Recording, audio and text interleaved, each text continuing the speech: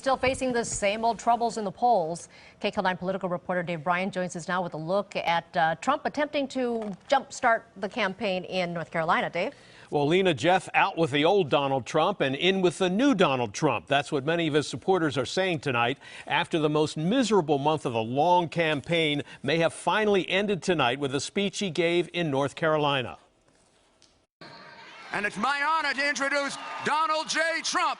The new Donald Trump debuted a lot of changes in his first speech since a major shakeup in his campaign management, what may have been the most important speech of his campaign to date. He demonstrated some familiar fierce attacks on Hillary Clinton, but also made repeated appeals for the support of African-American voters and even had a moment of contrition, apologizing for some of his past words. Sometimes, in the heat of debate and speaking on a multitude of issues, you don't choose the right words, or you say the wrong thing. I have done that, and believe it or not, I regret it, and I do regret it, particularly where it may have caused personal pain. A spokeswoman for the Clinton campaign called Trump's apology simply a well-written phrase. She told the Charlotte Observer, Donald Trump literally started his campaign by insulting people. He's continued to do so through each of the 428 days from then until now, without shame or regret.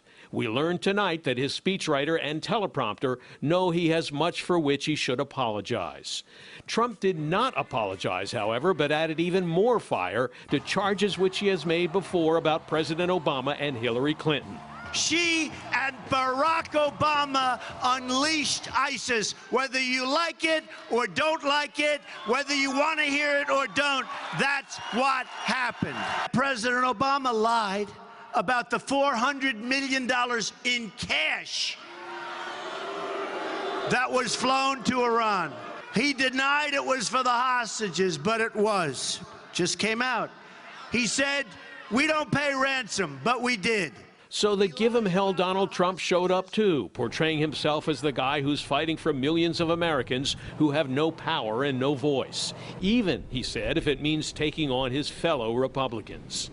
I am glad that I make the powerful, and I mean very powerful, a little uncomfortable now and again, including some of the powerful people, frankly, in my own party. And in an effort to expand his base of support beyond white, blue-collar, working-class Americans, the new Trump repeatedly appealed to African-American voters to give him a chance.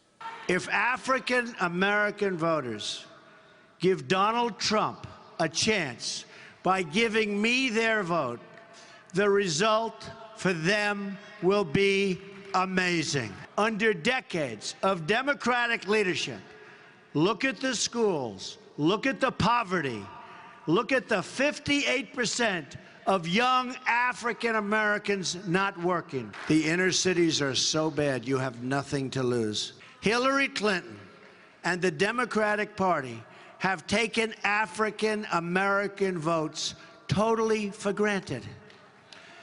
Because the votes have been automatically there for them, there has been no reason for Democrats to produce, and they haven't. They haven't produced in decades and decades. The Trump speech comes on a night when his campaign chairman, Paul Manafort, is coming under intense scrutiny. The Associated Press reports it's obtained emails that show Manafort worked a covert operation to sway American public opinion in favor of the pro-Russian Ukrainian government up until 2 years ago. Manafort remains campaign chairman, but is no longer running the campaign after yesterday's changes. You know, Dave, I'd love to get your opinion on this new Donald Trump. Is this enough to revive his campaign? Because we are getting about 80 days or so until the general election. You know, it's not going to be easy. I thought, just between us, I thought this really was probably his best speech of the campaign so far.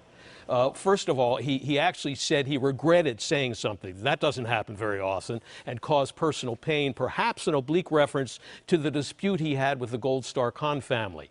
Second, he stuck to the program tonight, did not get sidetracked on petty side issues which offended him. And third, he made a concentrated pitch to African-American voters, as you saw, some of whom do feel the Democrats have taken them for granted, an effort to broaden his base. Will it work? Well, ironically, a couple of new polls today indicate the race is already getting a little tighter again.